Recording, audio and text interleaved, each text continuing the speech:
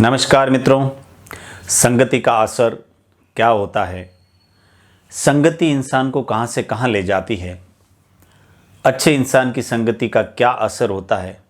बुरे लोगों की संगति का क्या असर होता है? एक बुद्धिजीवी इंसान, एक संत, एक साधु, एक शिक्षित वर्ग का इंसान कैसे अपने शब्दों से, अपनी कला से, अपने वाक्यों से किसी भटके हुए इंसान को रास्ते पर ला सकता है। वो कहते हैं कि यदि आपकी संगति अच्छे लोगों के साथ में है तो आप अपने जीवन को अच्छे रास्ते पर ले जा सकते हैं, आप अपने जीवन को सुधार सकते हैं। क्योंकि ऐसा माना जाता है कि सकारात्मक लोगों की, अच्छे लोगों की आदतें हमेशा अच्छी होती हैं और अच्छे लोगों के साथ में रहने वाला बुरा इंसान भी अच्छी आदतें पकड़ लेता है। और जो इंसान अपने जीवन में आदतें अच्छी बना लेता है, जिसकी आदतें अच्छी बन जाती है, वह अपना जीवन संवार लेता है। क्योंकि जिंदगी ही आदतें हैं, हमारी आदतें ही हमारा भविष्य हैं, हमारी आदतें ही हमारी जिंदगी हैं। आज जो हमारी आदतें हैं, आने वाले 5 साल बाद में, आने वाले 10 साल बाद में हमारा भविष्य वही बनने वाली हैं। जैसी आदतें हम आज क्रिएट करते हैं वैसा ही हमारा भविष्य होता है।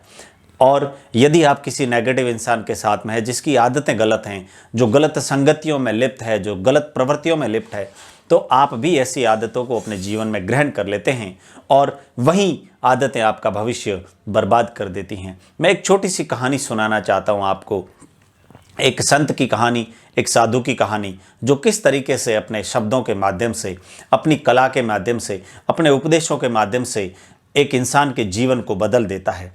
एक सुदूर गांव की बात है। उस गांव में एक परिवार रहा करता था। उस परिवार में बहुत सारे साधु संतों का, बुद्धिजीवी लोगों का आना जाना लगा रहता था। बौद्धिकता से वह परिवार थोड़ा सा कमजोर था, लेकिन आध्यात्मिक तरीके से देखा जाए तो इस फील्ड में वह परिवार काफ़ी मजबूत था।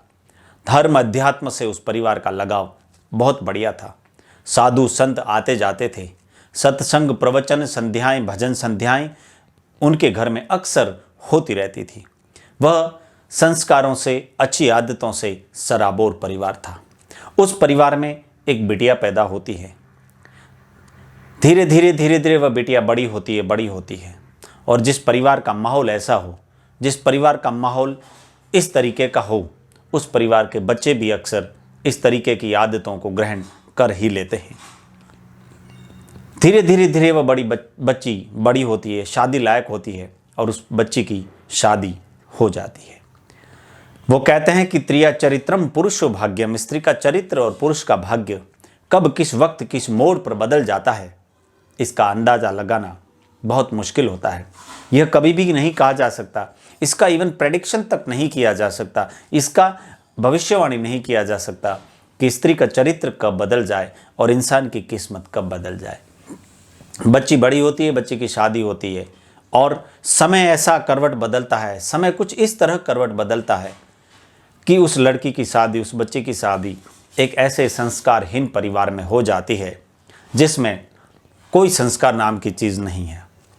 उसका पति कुछ ही समय के बाद में गलत आदतों के कारण, गलत प्रवृत्तियों में लिप्त होने के कारण, गलत संगति के कारण किसी बड़े महानगर की ओर रुख करता है और वहाँ जाकर के कुछ गलत लड़कियों के साथ में उसके अवैध संबंध बन जाते हैं और वह उस शहर में उन्हीं के साथ में रहना, खाना पीना, अपनी सारी कमाई भी वहीं लगाना, बस यही खेल उसका चलता रहता है।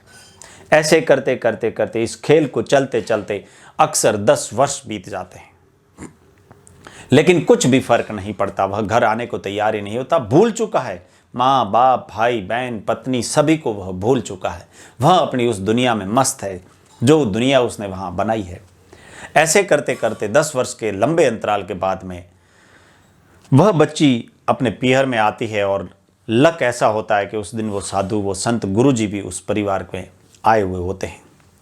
उस बच्ची के चेहरे के भाव देखकर, उस बच्ची के, उस लड़की के चेहरे की चिंताएं देखकर, उस लड़की के चेहरे पर परिवार का झलकता दुख देखकर, भविष्य की झलकती दुख की चिंताओं की रेखाएं देखकर साधु संत, वो गुरु समझ जाते हैं और उस लड़की से पूछते हैं कि बेटा तुझे क्या परेशानी है। लड़की है, वो कहते हैं कि इंसानों में स्त्री, पशुओं में गाय, और फसलों में बाजरी, यह बहुत दुख सहन करने वाली होती हैं, बहुत ही ज़्यादा दुख सहन कर सकती हैं वो। आपने अक्सर देखा होगा कि फसलें बारिश नहीं होने पर बाजरी, गंवार वगैरह, जवार, गंवार वगैरह बाकी फसलें बहुत जल्दी नष्ट हो जाती हैं, लेकिन बाजरी उसकी फसल अक्सर खड़ी रहती है। धूप, बारिश में आपने देखा होगा भैंस वगैरह दूसरे पशु परेशान होकर गिर जाते हैं, लेकिन गाय वहीं टिकी रहती है। ऐसा अक्सर मानते हैं कि बिना बाप के स्त्री बच्चों को पाल लिया करती है, लेकिन बिना माँ के बाप के लिए बच्चों को पालना थोड़ा मुश्किल हो जाता है। इसलिए वह स्त्री है, वह अपने दुख को छुपाने की कोशिश करती है, दुखों को सहन करने की कोशिश करती है, लेकिन संत तो आखिर संत है, गुरु तो आखिर गुरु है।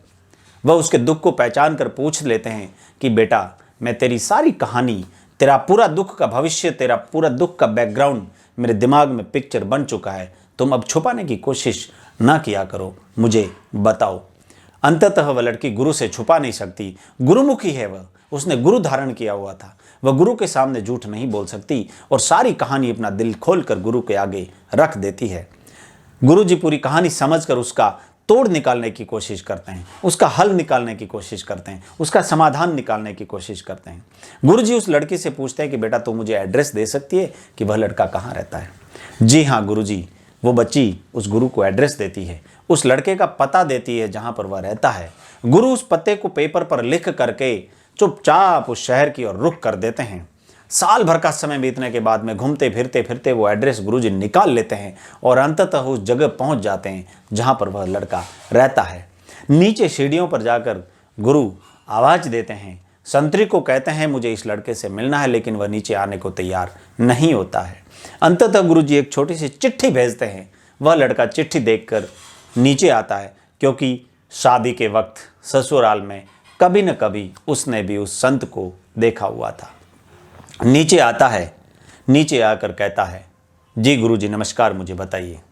गुरुजी उससे कुछ भी नहीं बोलते हैं, उसको पास बुलाते हैं, उसके कानों के पास जाकर कहते हैं, किसी को कहना मत। एक वाक्य कहकर चुपचाप वहाँ से चल देते हैं, आगे कुछ नहीं कहते न सुनते। वह लड़का कंफ्यूज हो जाता है, अरे गुरुजी रुकिए, आप क्या कहना चाह रहे हैं? आपने क्या कहा है जो मैं किसी को नहीं बताऊं? आपने कहा किसी को कहना मत, आपने तो कुछ बताया ही नहीं। क्या नहीं कहना है, कुछ बताते जाओ। लेकिन गुरु हैं, उनको तो वो अपना गुरु मंत्र देना था, वो मंत्र देकर वहाँ से निकल गए। वह लड़का बड़ी confusing state of mind, confusion की स्थिति में सोचते सोचते काफ़ी देर लग जाती है। ऊपर से लड़की आवाज़ देती है, कहाँ गए तुम मुझे छोड़कर? वो ऊपर जाता है, ऊपर जा कर के बड़ी चिंता के भाव लिए वो उसके पास जाता है। वह उसकी फ्रेंड उससे पूछती है कि क्या बताया गुरु ने।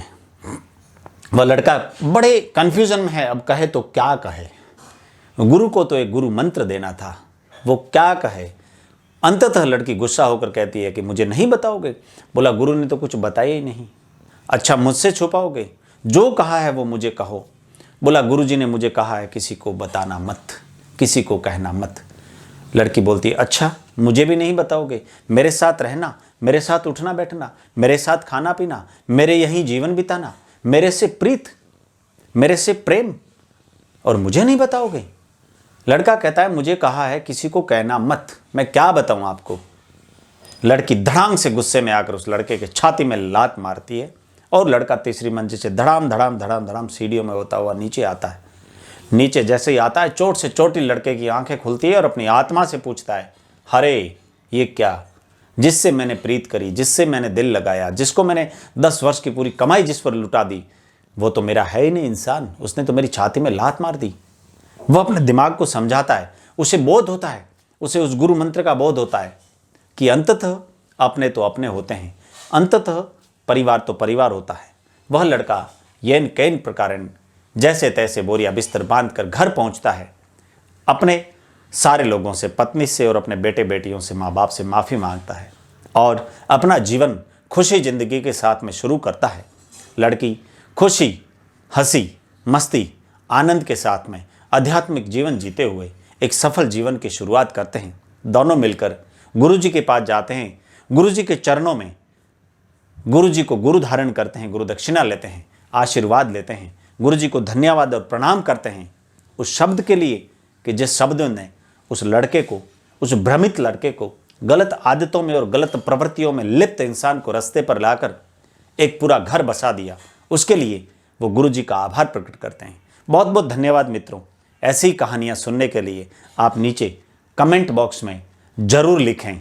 मुझे कई लोग मुझे कहते हैं कि ये आप ऑडियो और वीडियो रिकॉर्ड करते हैं, ये आप कैसे बनाते हैं, इसमें आवाज़ बड़ी मस्त आती है। दोस्तों, मैं बोया का मार्क 1 माइक यूज़ करता हूँ। वह माइक इतना ब्यूटीफुल है कि जिससे बहुत बेहतरीन आवाज़ रिकॉर्ड होती है। यदि आप खरीदना चाहते हैं तो नीचे डिस्क्रिप्शन में लिंक दे दूंगा। आप कैसी स्टोरी पसंद करते हैं, स्टोरी आपको कैसी लगी, नीचे डिस्क्रिप्शन में कमेंट बॉक्स में आप अपनी ओपिनियन, अपनी राय ज़रूर लिखिएगा। बहुत बहुत धन्यवाद।